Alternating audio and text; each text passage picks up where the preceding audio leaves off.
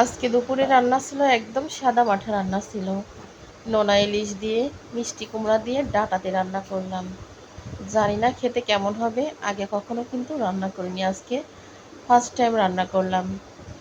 তো এখানে সুন্দর করে পেঁয়াজ মরিচ দিয়ে মাছটা একটু কষাই নিব। কষাই হচ্ছে বিশেষ করে চিংড়ি মাছ দিয়ে মিষ্টি কুমড়া ডাঁটা দিয়ে রান্না করলে মনে হয় বেশি ভালো লাগে। আমি কখনো রান্না করিনি, আজকে ফার্স্ট টাইম রান্না করলাম, আল্লাহই জানে কেমন হবে খেতে। যতই ভালো করে রান্না করি না কেন, আমার ছেলে মেয়েদের এগুলো তরকারি দেখলে তাদের একদমই পছন্দ হয় না।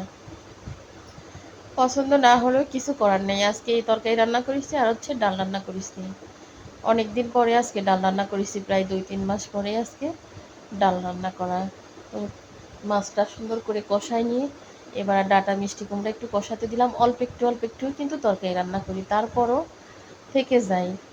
আর এখানে হচ্ছে 1.5 পোয়া মসুর ডাল, মানুষ বেশি না, আমরা 3 জন, হুজুর ধরে 4 জন। 1.5 পোয়া ডাল রান্না করেছি, একদম ঘন ঘন করে মসুর ডাল দিয়ে আম ডাল রান্না করব, টক ডাল।